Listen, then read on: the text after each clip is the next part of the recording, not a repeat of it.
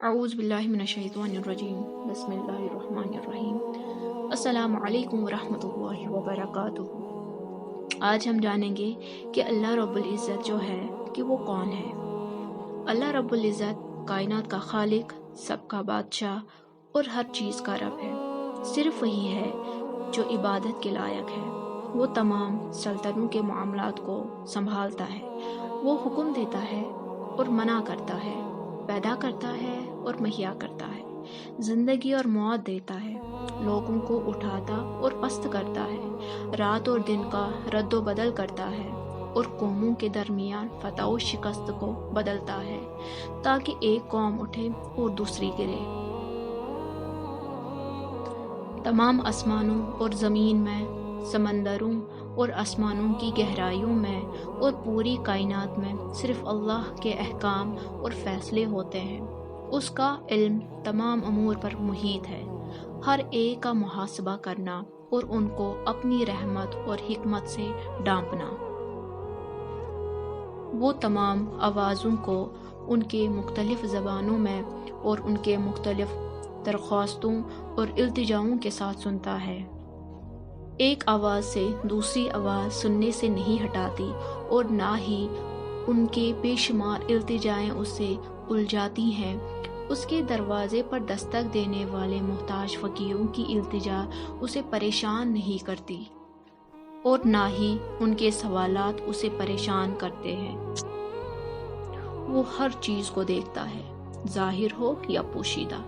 وہ کالی چونٹی کو ایک اندھیری رات میں ایک ٹھوس کالی چٹان پر رینگتے ہوئے دیکھتا ہے۔ اس سے کوئی معاملہ پوشیدہ نہیں ہے اور نہ ہی اس سے کوئی راز پوشیدہ ہے۔ وہ سب کچھ جو ہو چکا ہے اور جو کچھ ہونا باقی ہے۔ زمین و آسمان میں ہر کوئی اپنی حاجتیں اسی سے مانگتا ہے۔ ہر روز وہ اپنی مخلوق کی طرف توجہ کرتا ہے۔ وہ گناہوں کو معاف کرتا ہے، مشکلات کو آسان کرتا ہے اور تکلیف کو دور کرتا ہے۔ وہ ٹوٹے ہوئے کی اصلاح کرتا ہے اور غریبوں کو مالا مال کرتا ہے، جاہلوں کو سکھاتا ہے اور گمراہوں کی رہنمائی کرتا ہے، الجھے ہوئے کو ہدایت دیتا ہے اور مایوسوں کی مدد کرتا ہے۔ وہ اسیر کو آزاد کرتا ہے، بھوکوں کو کھانا کھلاتا ہے اور ننگے کو کپڑے پہناتا ہے اور بیماریوں کو شفا دیتا ہے۔ وہ توبہ کرنے والے کی توبہ قبول کرتا ہے، وہ نیکی کرنے والے کو جزا دیتا ہے، وہ مظلوم کی مدد کرتا ہے اور ظالم کو پست کرتا ہے۔ وہ عیبوں کو چھپاتا ہے اور خوف کو پرسکون کرتا ہے۔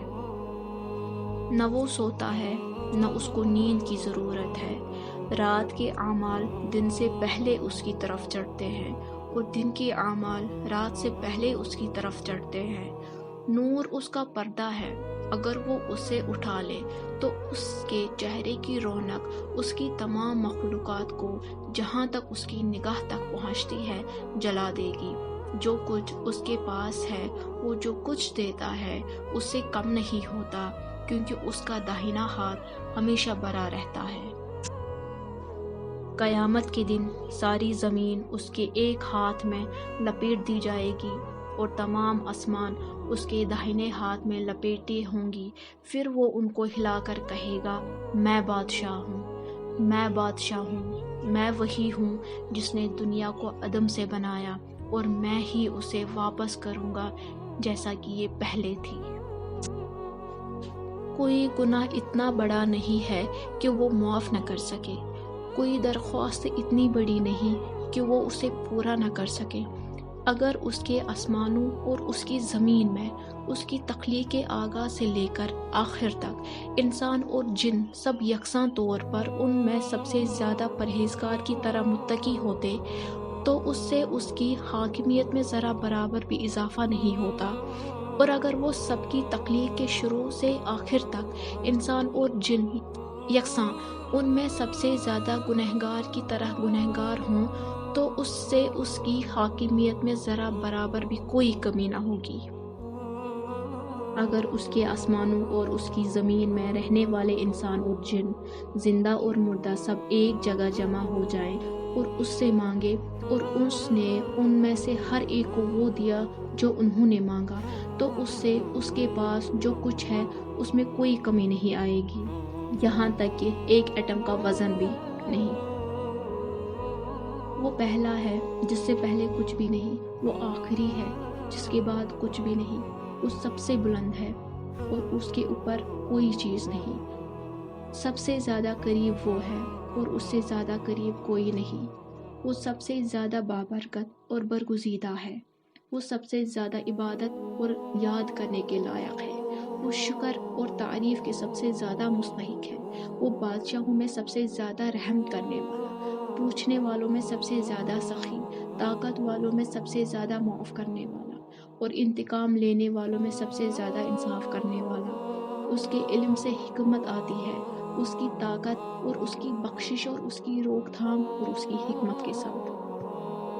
اس کی اجازت کے بغیر کوئی اس کی اطاعت نہیں کرتا، اس کے علم کے سوا کوئی گناہ نہیں کرتا، جب اس کی اطاعت کی جاتی ہے تو وہ قدر کرنے والا ہوتا ہے، جب نافرمانی کی جاتی ہے اس کی تو وہ نظر انداز کرتا ہے اور معاف کرتا ہے، اس کا غصہ ہمیشہ منصفانہ ہوتا ہے، اس کی طرف سے ہر سزا انصاف ہے اور اس کی طرف سے ہر نعمت احسان ہے، وہ قریب ترین گواہ ہے اور قریب ترین محافظ ہے، وہ اعمال کو لکھتا ہے، وہ ہر چیز کے لیے مقرر وقت رکھتا ہے، جب وہ کسی چیز کو ہونے کا ارادہ کرتا ہے تو اس سے صرف یہ کہتا ہے کہ ہو جا اور وہ ہو جاتی ہے۔ وہ بادشاہ جس کا کوئی شریک نہیں، وہ منفرد جس کا کوئی حریف نہیں، وہ کامل مالک جس کا کوئی ساتھی نہیں اور نہ اس کی کوئی اولاد ہے، وہ آزاد ہے جس کا کوئی مددگار نہیں، ہر چیز فنا ہو جائے گی سوائے اس ذات کے، ہر سلطنت گرتی ہے سوائے اس کے بادشاہی کی، اس کے سوا ہر فضل کی ایک حد ہے، اس جیسا کوئی اور نہیں۔ ابن القیم سے ماخوذ ہے، اگر کوئی اللہ اور اس کے رسول صلی اللہ علیہ وآلہ وسلم کو نہیں جانتا تو اس سے کیا معلوم پھر؟ اگر یہ سچائی اس سے چھوٹ گئی ہے تو اس نے کون سی حقیقت کو پہچانا ہے پھر؟